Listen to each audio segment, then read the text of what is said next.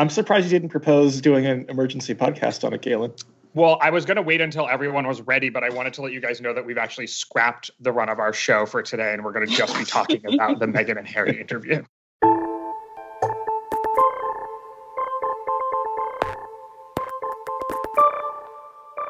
Hello, and welcome to the 538 Politics Podcast. I'm Galen Druk. Over the weekend, the Senate passed its version of the nearly $2 trillion American Rescue Plan. It's slightly different from the House version, based on concerns from some moderate senators. Today, we're going to talk about the political considerations of those moderates. Are they motivated by ideology, institutions, electability, all of the above, something else altogether? We're also going to discuss the political future of New York's Governor Andrew Cuomo. Over the weekend, the state's Senate Majority Leader called on Cuomo to resign after multiple sexual harassment accusations. Cuomo said he will not resign. So what happens next here? And what do New Yorkers themselves want? We're also going to take a look at what's going on with governors' decisions to lift COVID restrictions around the country after Texas and Mississippi lifted all restrictions last week. Of course, Democratic governors are also in many ways loosening some of their COVID restrictions. So here with me to discuss it all is Editor-in-Chief Nate Silver. Hey, Nate. Hey, Galen. Also here with us is elections analyst Nathaniel Rakich. Hey, Nathaniel. Hey, Galen. And also here with us is Alexandra Samuels, politics reporter here at 538. Alexandra, welcome to the podcast. This is your first time with us. It's great to have you. Yes, thank you. Howdy, Galen. Howdy. And I should mention with an intro like that you are on the ground in Austin, Texas. So I look forward to all of your reporting, in particular, some of your insights into Texas today. And I should mention that you also used to report for the Texas Tribune. So you are an expert on all things Texas. I like to think so. Later on in the show, science reporter and host of our COVID-19 podcast, Anna Rothschild, is also going to join us. But let's begin with the situation in New York. 5 women have accused Governor Cuomo of sexual harassment or inappropriate behavior in recent weeks. This comes after the state's attorney general and media reports have criticized his administration for how it handled and misreported nursing home deaths early in the pandemic. Some state Democrats have called for Cuomo to resign, while national Democrats have largely deferred to an independent investigation into the governor's behavior. The most significant call to resign came on Sunday from New York Senate Majority Leader Andrea Stewart Cousins. Cuomo said also on Sunday that there is, quote, no way he resigns. So this seems like a pretty severe governing challenge if the leaders of your party in the legislature are asking you to step down. Nathaniel Rakich, how should we expect this to play out? It's definitely very up in the air. I think there's a huge amount that rides on how the story develops. Are there 10 other women out there who are going to accuse Cuomo? The FBI is already looking into how he handled the reporting of nursing home deaths in the state. And if there are more developments in that case, it could certainly lead to a resignation. But on the other hand, if this is the end of it and we things drag out from here and he's able to kick the can down the road, maybe another story comes up in the news cycle, you could easily see him riding out the wave, not resigning, and maybe even winning re-election in 2022, although that's a whole other can of worms. I agree. I think at this point it is a wait and see game. I think it's easy for Cuomo right now to put on this brave face, say, I'm not resigning, I'm not going anywhere. But I think a big reason for that is because not a lot of Democratic New York politicos have called for his resignation outright. That is until Sunday. And I think the most recent person to do so was Comptroller Scott Stringer.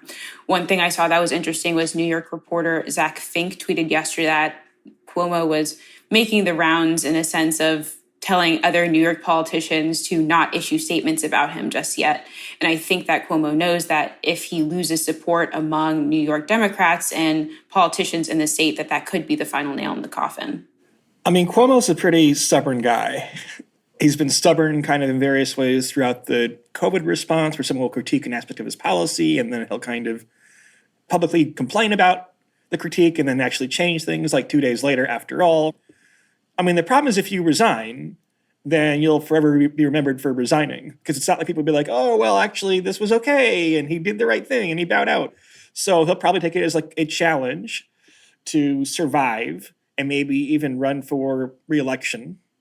If he can't get anything done, if legislative leaders in New York State are going to say, okay, well, sorry, your agenda is squashed, that'd be one thing. But like, It's a Democratic supermajority. They have lots of stuff they have to do. All these state legislators are a bit busy because of all the COVID fixing that has to be done. So I don't know. I think, again, is there impeachment in New York? Yeah, there is impeachment. There is, yeah. And 10 legislators so far have called for his impeachment, which is not as many as have called for him to resign, but a significant number. Rekich, you and I have done research on scandals and catalog lots of scandals, and they do have an effect. And clearly you see that Cuomo's numbers are down.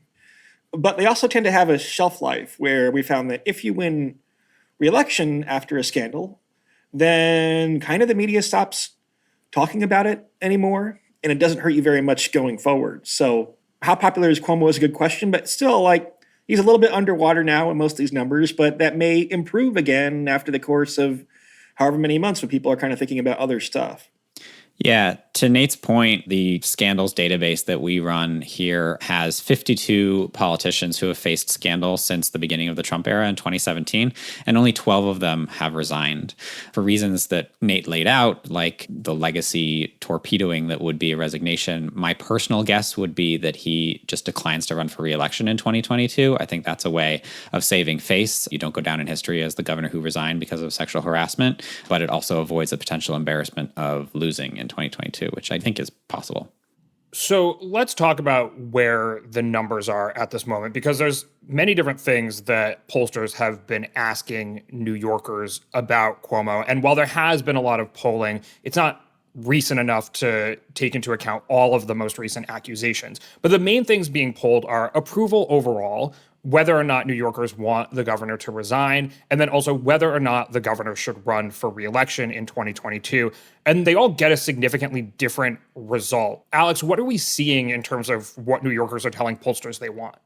Without going over the top lines for every individual poll, I'd say if I had to take away a conclusion, one, New Yorkers don't think he should resign right now, but they also don't want him to run in 2022.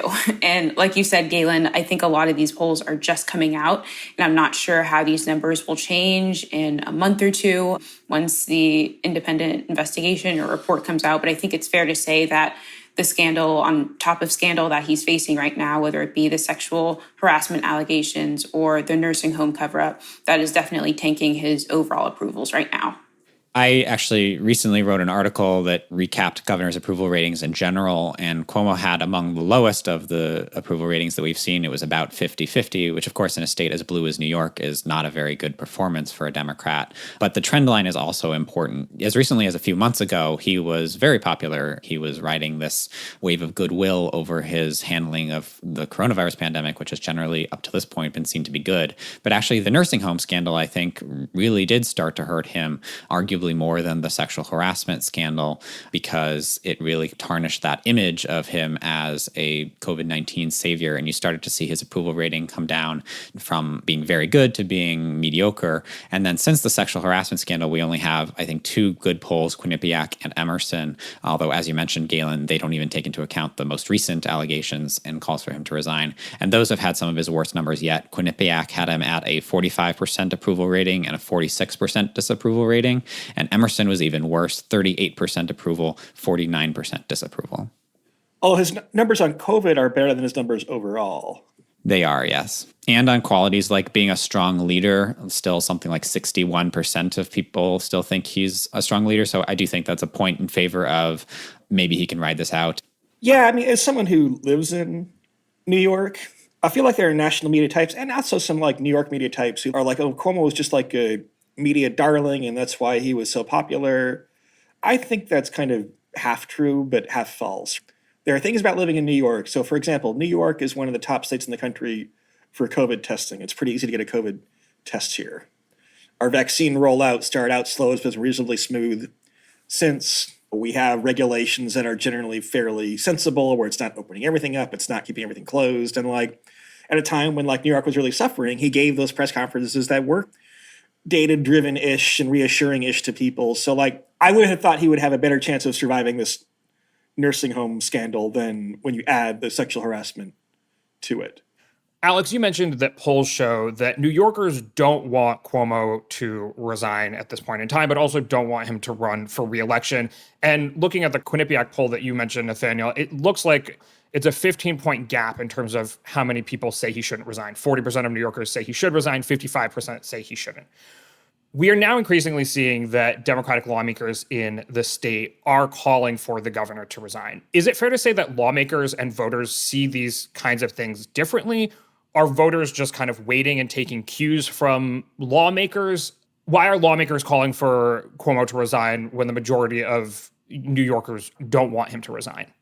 I think it maybe has to do with these people at the state level having to work with Cuomo on a day-to-day basis. And maybe they think that the scandals are overwhelming and it's overshadowing his ability to work with them on a day-to-day basis, whereas the voters don't have to deal with that. One thing that I noticed is, I don't know, from a voter's point of view, is it just easier to say, hey, we're kind of at the tail end of this pandemic? Is it easier to just ride it out with the person who has been there for us from the beginning and then say, hey, we don't want you to run in 2022?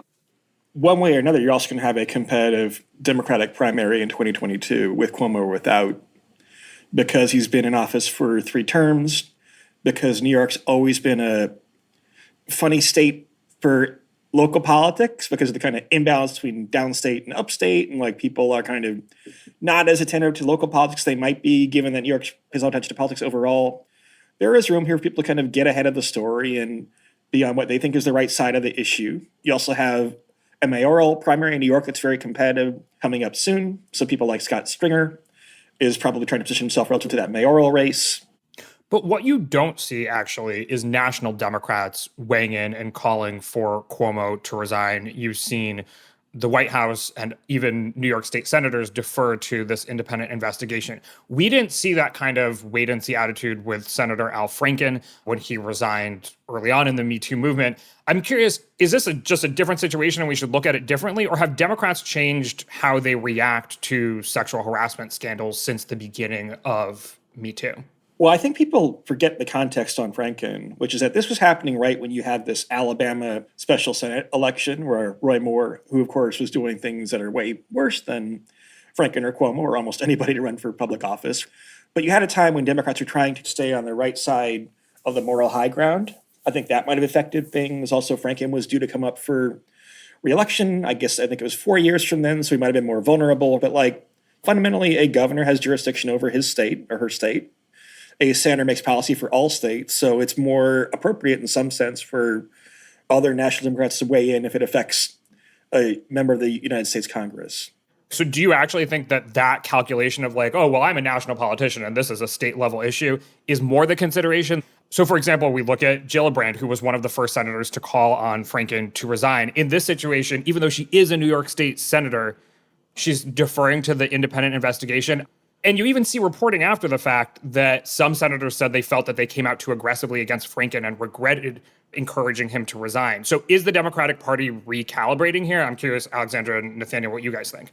I think some senators at the time, post-Franken, told the Washington Post, and forgive me if I'm simplifying this, is that they think they were forced to make this sort of snap decision about Franken and maybe did so at the expense of due process.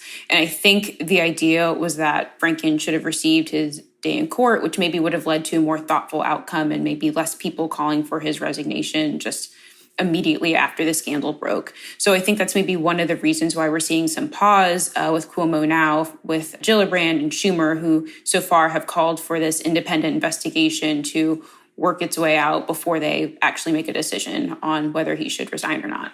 The other timing that's relevant with the Franken accusations is that they came right on the heels of Me Too as a national movement.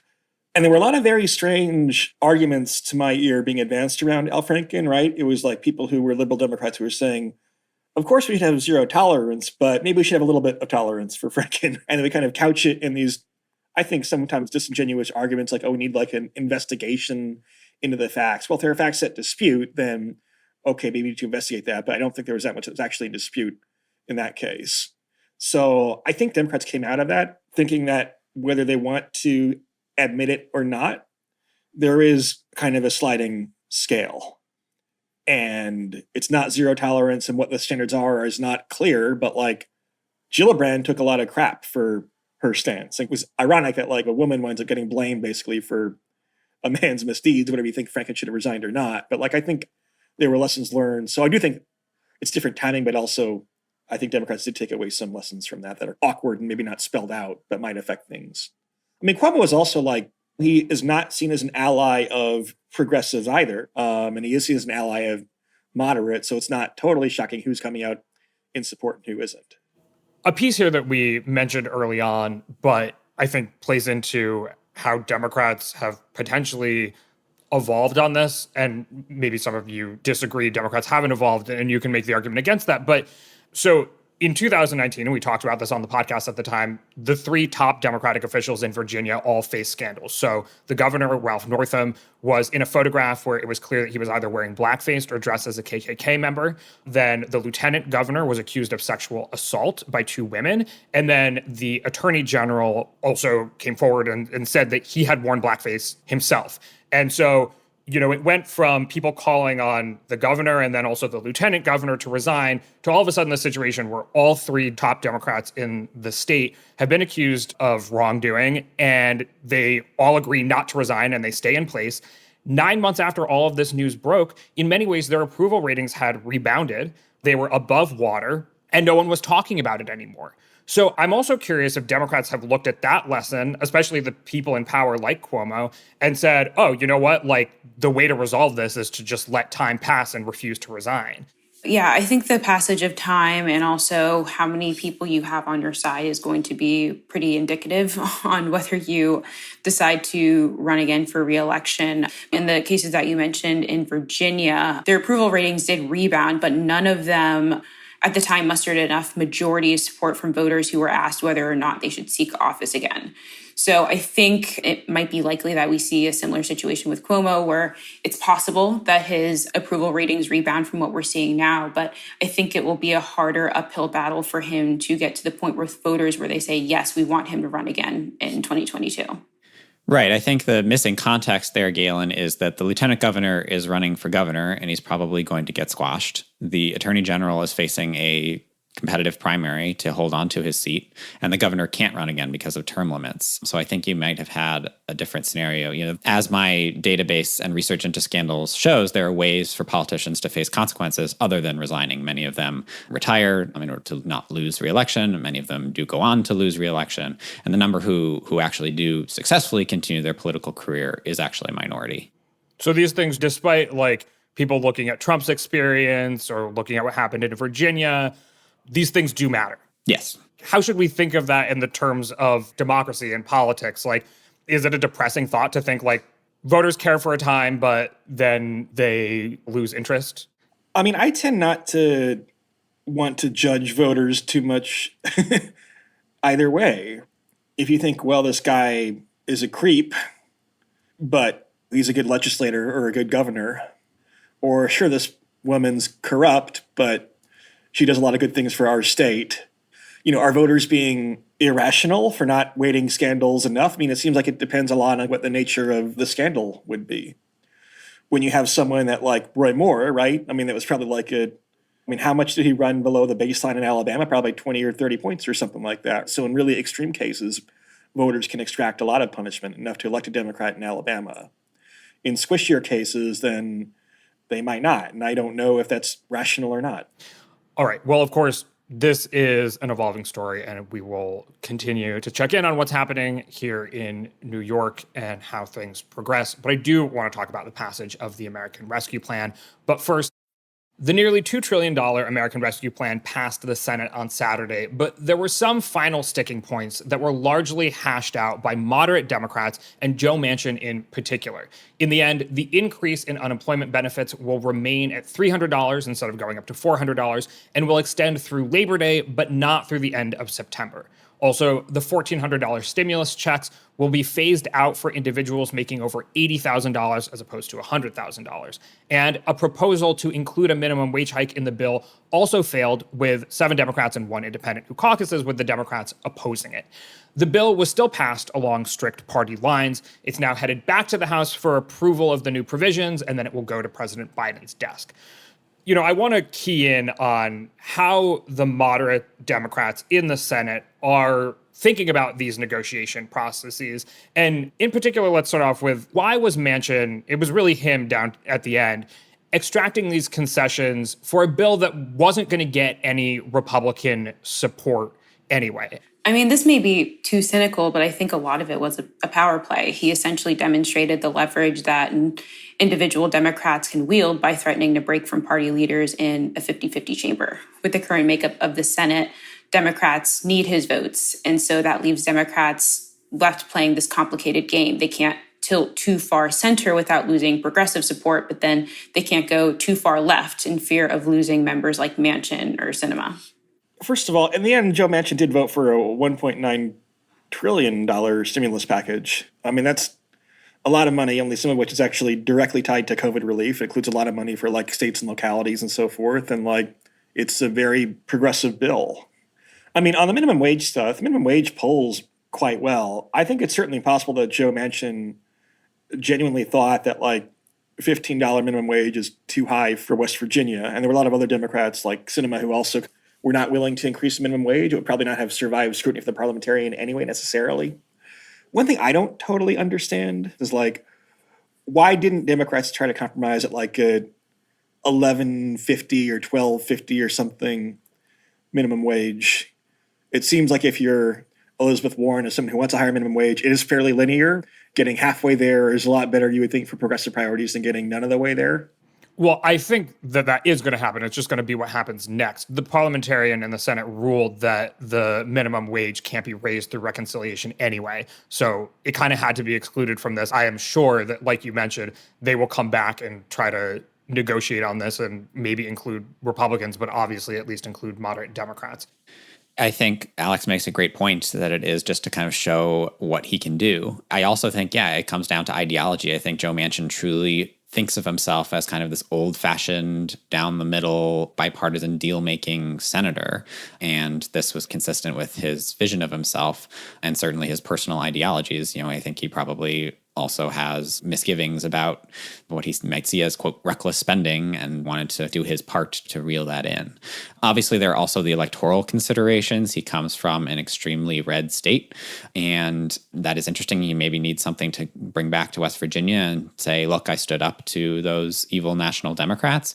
I'm actually not convinced that he's even going to run for re-election personally. I think that's an interesting question. He's going to be 77, I believe, when his seat is up next, and he's also kind of expressed dissatisfaction with being in the Senate in the past. But I think actually specifically with the minimum wage, and we can talk about that later, I think it's clear that for some people like Sinema and things like that, that it is just a personal ideological thing rather than going with politics, because the minimum wage increase, as Nate said, is very popular. Broadening out from Manchin here, I am curious about the interplay between ideology and electoral concerns, because we always talk about Manchin and Sinema, but of course, Warnock and Ossoff are also Democrats from states that are just as competitive when it comes to statewide elections. And so how much of it is electoral concerns and how much of it is just ideology? And can we tell that from looking at voting records or so on? First of all, I would disagree. I think Georgia is not comparable to West Virginia. It's much more purple. Sorry, I should more compare it to Arizona. Georgia and Arizona? Yeah. Yeah. I mean, look, I think all the criticism that Manchin gets for progressives would be much better directed at Sinema, because she is someone who has a more conservative voting record than you probably need to in what is now a very purple state that has 2 Democratic senators in which Joe Biden narrowly won. Anytime Manchin votes for any Democratic priority, then that's a real bonus, because the alternative, you're going to have a conservative Trumpian Republican in that state probably. But Sinema, she actually kind of underperforms where you might expect a purple state senator to be in terms of voting for progressive priorities. I mean, I've had this critique for years. I think both Republican and Democratic activists, like the quote unquote far right or far left, aren't adjusting enough for the context of the state that they're talking about. Yeah, to the Sinema point, her state, Arizona, voted on a ballot measure to raise the minimum wage to $12 an hour, not $15 an hour. But that ballot measure passed 58% to 42% in 2016 when the state was less purple than it is today. So the minimum wage is something that clearly has a lot of support in Arizona. It would be the smart political play, I think, for someone like Sinema to come out in favor of it. Maybe the 15 versus 12 is the issue, but you see Sinema, but also some of these other moderate senators, even in places not that purple, like the two senators from Delaware, voted against the minimum wage increase. And so I think you have to say that it comes from a place of personal ideology or perhaps a misreading of the political climate. Maybe they're playing more toward donors. Their internal circles are probably more of these kind of elite fiscal conservatives. And so maybe they're gearing their votes toward that person rather than looking at the polls. I'm not exactly sure, but it's definitely not consistent with the popular opinion. As the University of Chicago economics major in this group, oh God, I do feel compelled to point out that the science on the minimum wage is not settled exactly. For a long time, the conventional wisdom was that, actually, economists oppose minimum wage increases because they would cost jobs. And the empirical evidence has questioned that to a large degree and has been much more mixed. But if you're talking about going to $15, what is it right now? It's $7.25? $7.25. That's quite radical as an experiment. It's probably fine in Seattle or New York City or San Francisco where default wages are that high, but I don't know if it's true in Wilmington, Delaware, or Wheeling, West Virginia, or whatever else. Right. And the CBO, to whatever extent they can try to forecast these things, economics doesn't always get it exactly right, but they forecasted that this would bring more than 1 million people out of poverty, but also lose about 1 million jobs. Yeah, and that's a difficult trade-off to make. So when it came to this vote on the minimum wage, which is now we're not talking about just Sinema and Manchin, we're talking about 7 Democrats plus Angus King, the independent caucuses with the Democrats. Was this a vote to respect the institutions of the Senate because Bernie Sanders was trying to change the bill and to include a minimum wage even after the Senate parliamentarian had said that it couldn't be included in a bill that would go through reconciliation? So are they just saying like, hey, the Senate parliamentarian already ruled, we can't overrule the Senate parliamentarian? Or were they actually saying, I don't think the minimum wage should be raised to $15 an hour? Because of these 8 people, many of them had never said before that they opposed raising the minimum wage to $15 an hour. Yeah, and like you said, the vote was an exact extrapolation on where senators stand on raising the minimum wage. I think that if the parliamentarian had found that it was in order to increase the minimum wage through reconciliation, there might have been a negotiation on what the exact amount was. I think Nate mentioned earlier that Manchin has already said he supports an $11 minimum wage. I know Hawley on the Republican side has also said he's in favor of raising the wage, of course, with some different types of measures there. But I think what we're likely to see, I think this discussion might be tabled for now, but in the future, I think it's likely that Republicans and Democrats might be able to find some sort of agreement since raising the wage is very popular nationally. I think it could have been seen as a parliamentary vote. I'm here to casting my vote to respect Senate institutions, but I don't think it ended up that they actually did see it that way. I think that Democrats know that in order for this to pass, it needed to pass 60-40. So it was never going to pass anyway because Republicans weren't going to vote for it. So I do think that senators treated it as a symbolic vote on the minimum wage itself. You see that in some of the statements that they released. None of them were talking about, I did this because we have to respect the parliamentarians' rulings. You see statements like Tom Carper's of Delaware, who said, policymakers have a responsibility to be especially mindful of the fragile state of small businesses all across this country. Or Jean Shaheen of New Hampshire, who said that she supports raising the minimum wage to $15 an hour, but with, quote, safeguards in place for small businesses. So I think that they really did use it as a chance to signal their moderation and pro-business bona fides, even though, again, the puzzle being that a strong majority of voters support raising the minimum wage and aren't on the pro-business side. So it does come down to, are they trying to appeal to business constituencies, to DC's idea of moderation? Alex, how do you suspect that these kinds of divisions within the Democratic Party, particularly in the Senate, will play out?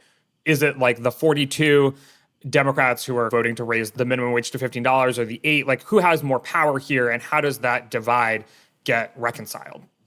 I do think right now what we're seeing is that the moderates in the Senate do have outsized power because Democrats need all of their votes to pass a lot of legislation.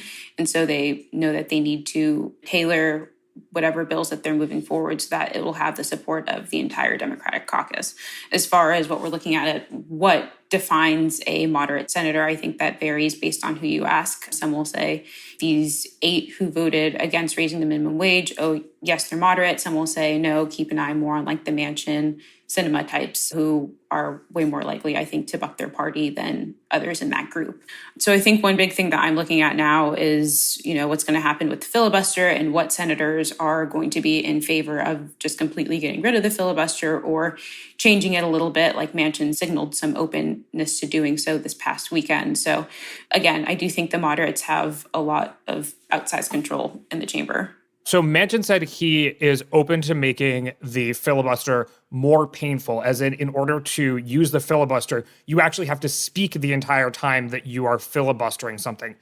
Doesn't that kind of mean like ultimately he's okay with functionally getting rid of it? Because then the alternative would be politicians literally just speaking in perpetuity in order to filibuster. So how did you read that? I read it similar to how you did, like getting rid of the filibuster without outright saying, I want to get rid of the filibuster. Because if I'm understanding it correctly, it's those in the minority can talk something to death. And then when everyone is done talking, there would still be a vote on the bill. And I think the vote would still just need a simple majority. So maybe that was just Manchin's way of getting around it without, again, outright saying that, yes, I want to get rid of the filibuster. I mean, I think if you think of this as like leverage, then having ambiguity can create more leverage sometimes. But the House passed H.R. 1, which is a big set of electoral reforms. It would supposedly end partisan gerrymandering. It does a lot of stuff on campaign finance. It's a very sweeping and ambitious bill. I think a lot of Democrats would say that, well, to protect our democracy, that's an existential priority, and that's the kind of thing that would be worth nuking the filibuster over. I mean, remember, if 50 Democratic senators want to pass a bill, then they can get rid of the filibuster and pass that bill. So it's kind of Joe Manchin hedging a little bit, and I do think it was probably significant. All right. Well, as I have said many times on this podcast, we will continue tracking what people are saying about the filibuster and where things go from here. But let's move on and talk about some of the state-level COVID restrictions. But before we do that, we're going to say goodbye to our colleague, Nathaniel Rakich. So thanks for joining us today, Nathaniel. Sure thing, Galen. Good to talk to you. Let's move on and talk about some of the governors that are doing away with COVID restrictions in their state altogether, or at least loosening them. But first, today's podcast is brought to you by the podcast series In Plain Sight, Lady Bird Johnson. The 60s were a tumultuous time in the United States. The Vietnam War, the fight for civil rights, the assassination of 3 prominent leaders. Through it all, there's one woman who had a front row seat to history and left us her experience in a collection of audio diaries. That woman is Lady Bird Johnson, the former First Lady and wife of President Lyndon B. Johnson. Lady Bird Johnson recorded her thoughts from November 1963 to the beginning of 1969.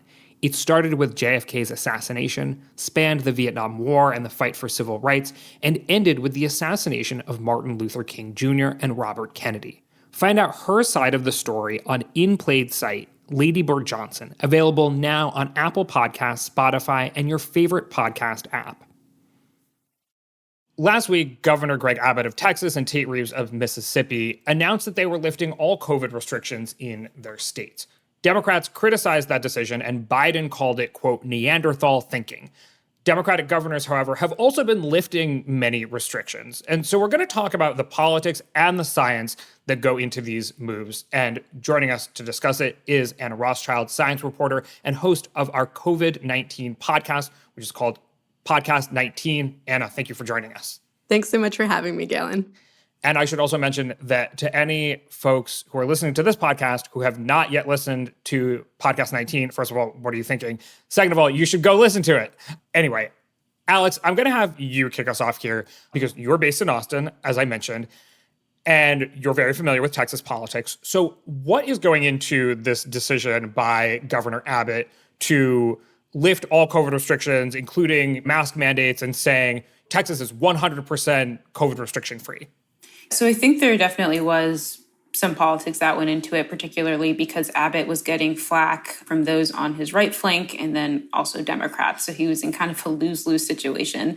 I think Republicans were chastising him for saying that he was too slow in reopening the state. And they pointed to examples in Florida, Governor DeSantis, who basically had no restrictions. And so they were like, why is Republican state X doing this, but then you're over here doing Y? So I think that was part of it. When he announced that he was lifting the mask mandate and opening everything 100%, he pointed to the state's hospitalization rates and overall case numbers going down when he made his announcement. The flip side to all of this, of course, is that both Texas and Mississippi are among the lowest in the nation in their vaccination rates. And I think at the time of Abbott's announcement, between 6 to 7% of Texans had been fully vaccinated. Do you have a sense for why that's so poor in Texas? I think just the rollout process has been kind of difficult. The Lieutenant Governor, Dan Patrick, he had previously written a letter to the board, I guess, that oversees the vaccine rollout in Texas. And he had offered suggestions for how it could be made easier. But I think right now there's just been difficulties in getting it out to the right people at the right time. And things were kind of paralyzed in the state for about a week because of the storms and power outages and lack of water. I don't know if that had something to do with it as well. Yeah, and the governor said that he had wanted to make this opening announcement about a week prior, but wasn't able to because of the storm. Again, the flip side to that is, with the storm, people were not able to get vaccinated. People were living with other folks who they hadn't been in contact with. They were in hotels, so they weren't able to be in the comforts of their own homes. So there could be a spike in cases because of the storm. We just don't know right now because it's too early. I want to put this in the context of what the federal government is saying. So, Anna, what are CDC guidelines currently with regards to restrictions? Sure. So after the announcement by these governors, Rochelle Walensky, who's the director of the CDC, said that the next 3 months are really pivotal and that now is not the time to be loosening restrictions. Basically, she talked about the fact that while we've seen cases going down due in large part to vaccination, we're starting to see that decrease plateau a little bit. And at the same time, we're seeing more cases caused by this new variant of the virus that's more infectious, more contagious.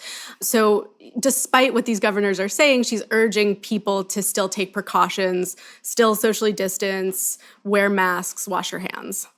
This is coming from the federal government. We've seen Republican governors take a different path. There's also Kristi Noem in South Dakota, who never enacted any of these restrictions to begin with.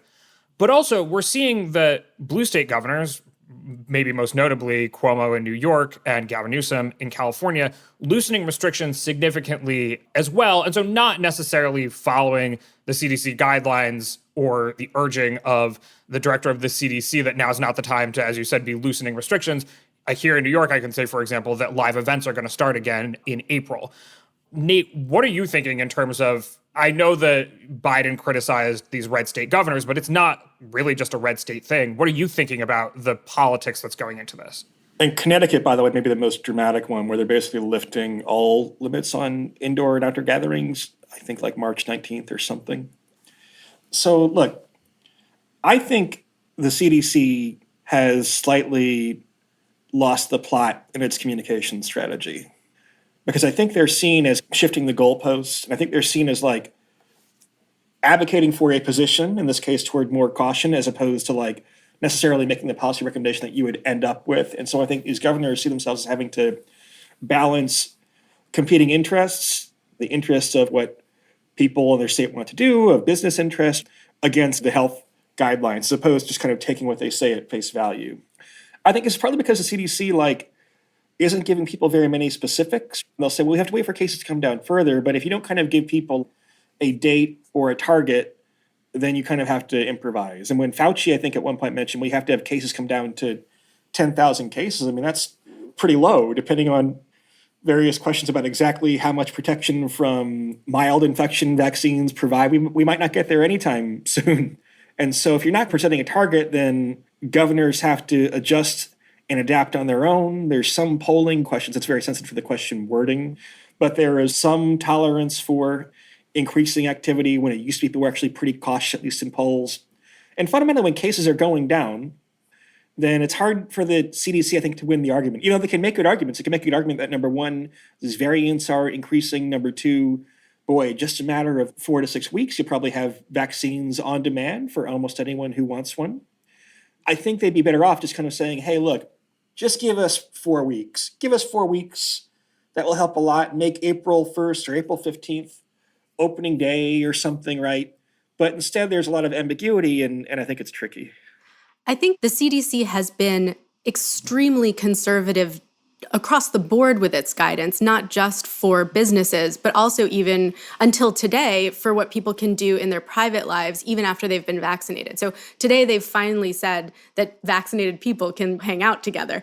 We hadn't had official guidance about that until today. And I think that when you're so cautious, it does, to Nate's point, make people feel like, well, what was the point of all of this? Like, what's the point of getting vaccinated and doing all of this, going to these extreme lengths if we're not able to get back to some semblance of normal? Yeah, I thought what CDC today did was pretty good because, like, obviously one thing I critique is, like, people are afraid of complexity and nuance, and those guidelines contain a lot of nuance. And so I thought that was well done. I totally agree. I just think other countries have gotten to that place with their messaging around vaccination sooner. And when you tell people across the board to be cautious, it's hard to take anything seriously.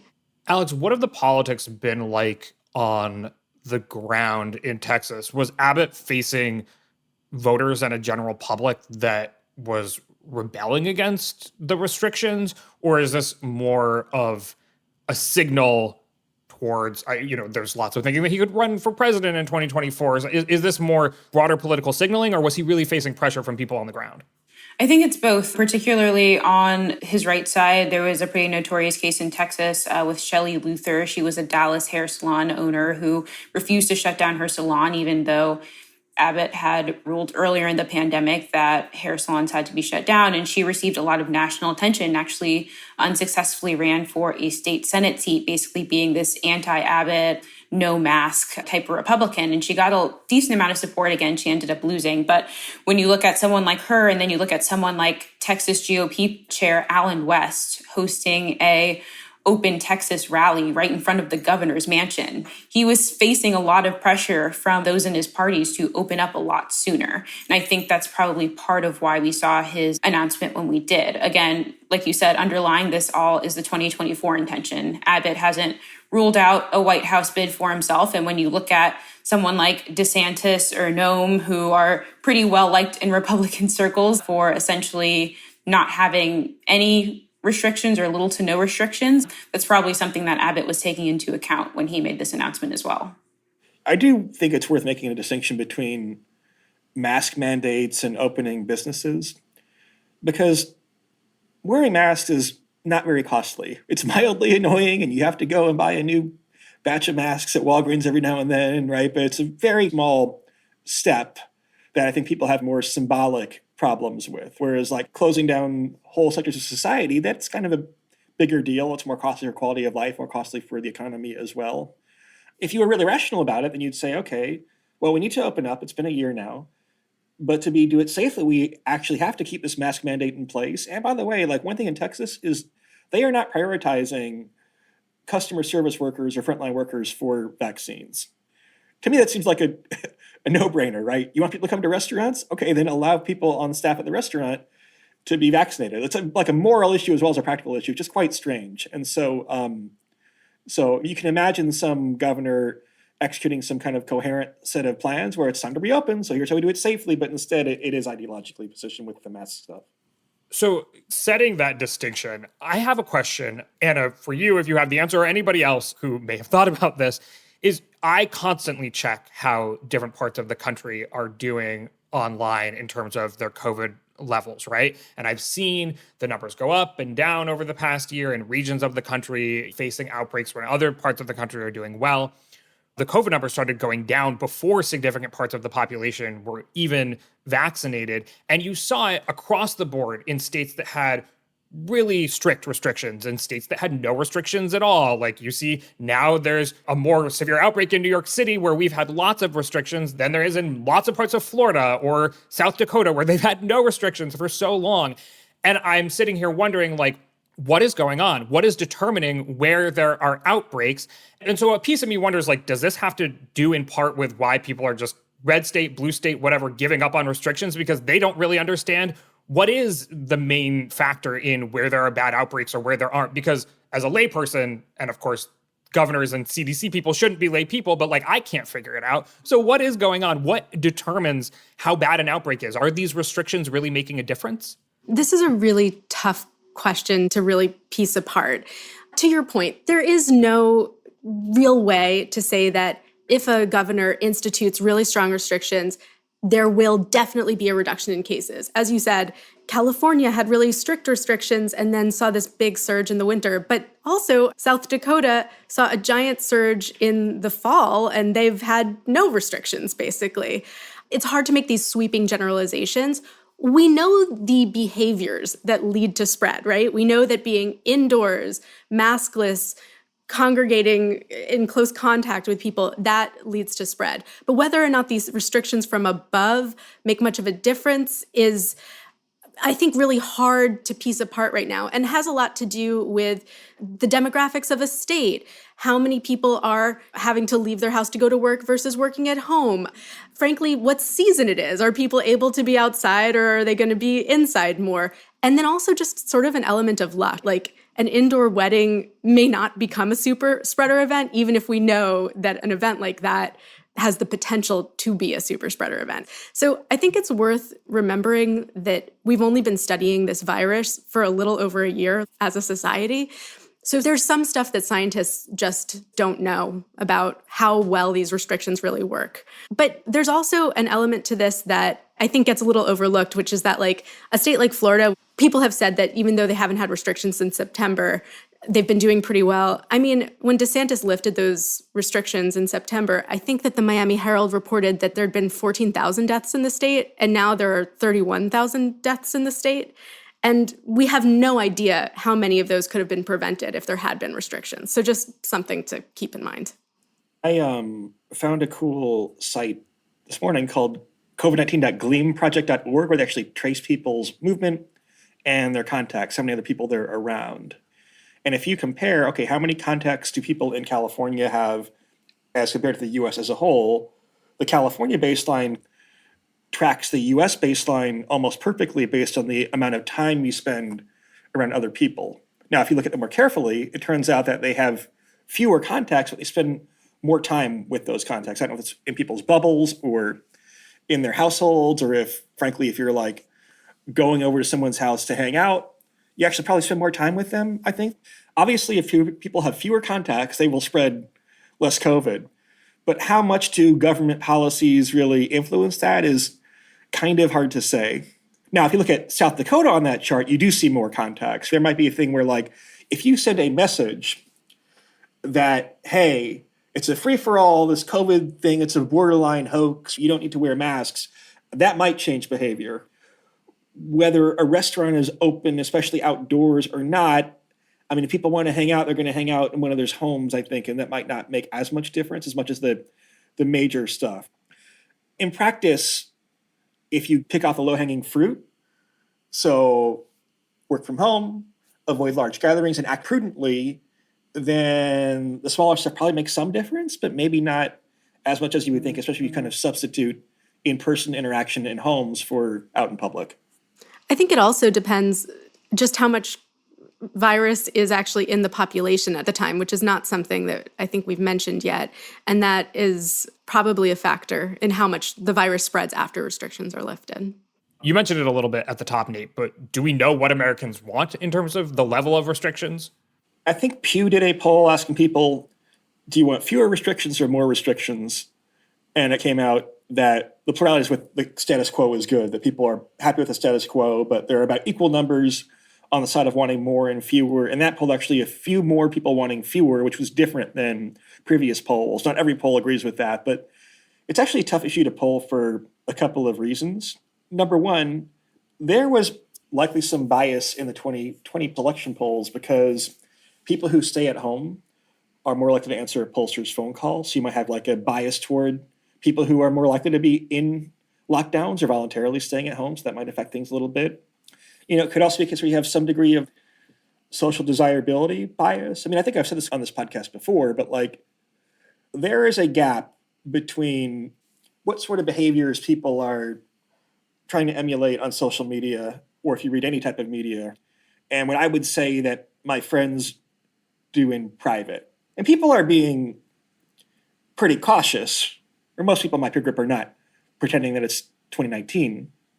But there's this notion if you go online that like, oh, actually, the virtuous thing to do is it might be virtuous because it means you're going to stop spreading COVID, right? But people are saying, well, I have barely left my apartment for a year except to see friends for 15 minutes outdoors in the park with masks on 6 feet apart. I don't think that actually is how most people are behaving. But is there a gap in the data? Like, are people telling pollsters, like, oh, yeah, we really want restrictions, but then is there mobility data that shows that people are, regardless of restrictions, being more mobile? Mobility data shows that mobility is not down that much. But again, that can be a little bit misleading because people can like go on long drives or long walks and stuff like that. It's kind of one of the safer things to do under COVID.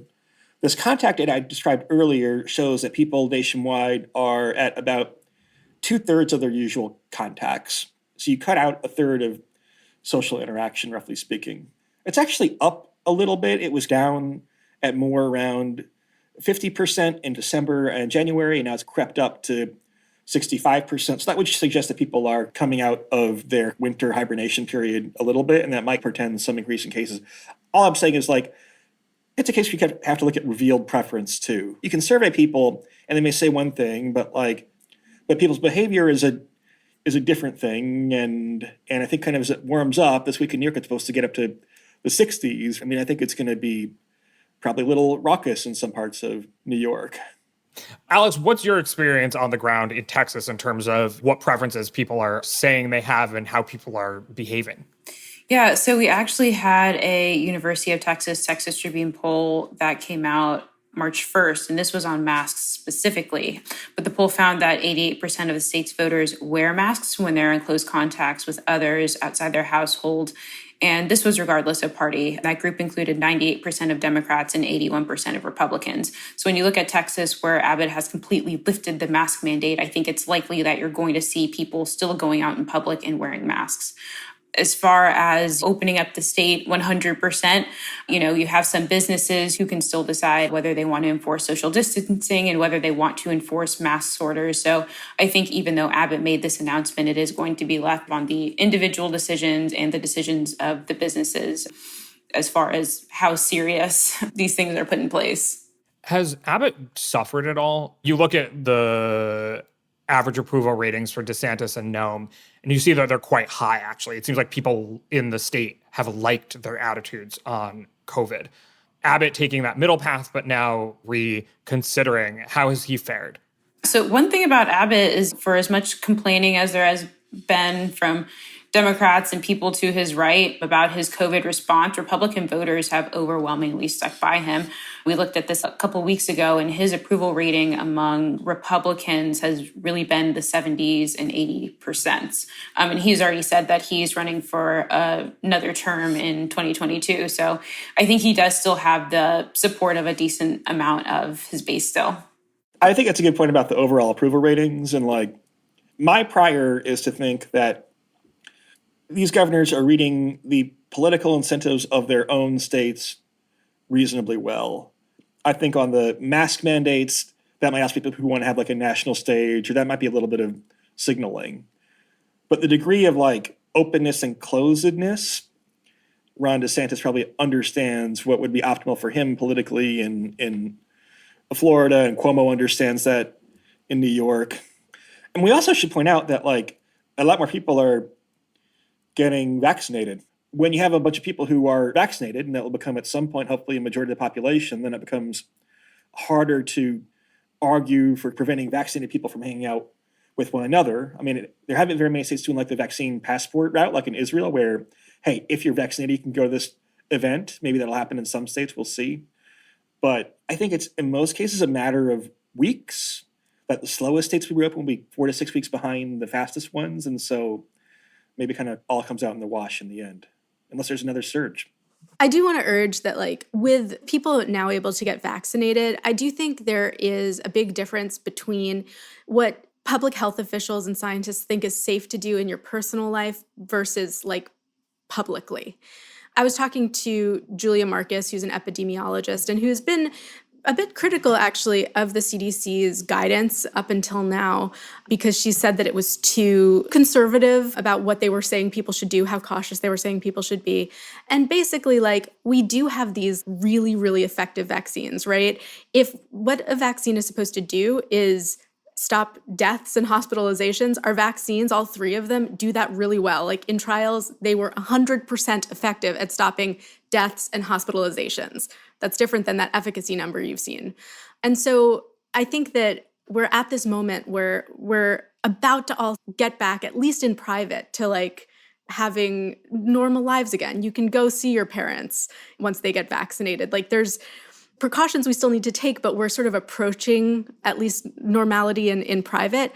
I think that if we're going to open up completely, there should be ways to protect service workers, people who don't have a choice, before we just let everyone go back to restaurants or go to concerts, that sort of thing. So this is what I've been hearing from epidemiologists over the past few weeks. Yeah, I think that's a good point. And I'll say I listened to podcast 19 last week, and there is a longer discussion on this. And so I would encourage all of our listeners to go check that out there. But I think that is a wrap for today's podcast. So thank you so much, Alex, Anna, and Nate, for joining me today. Thank you so much for having me. Yes, thank you.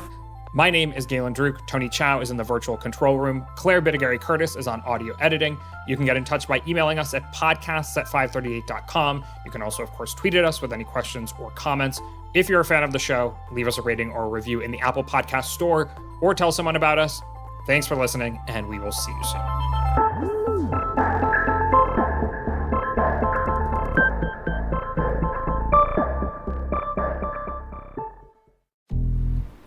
I wrote out for Lyndon about a 9-page analysis of what I thought his situation was. From Best Case Studios and ABC Audio, listen to In Plain Sight, Lady Bird Johnson, a new podcast about the power of a political partnership, one that somehow doesn't show up in the many, many accounts of Lyndon Johnson's presidency. Told through Lady Bird's own audio diaries and available now wherever you listen to podcasts.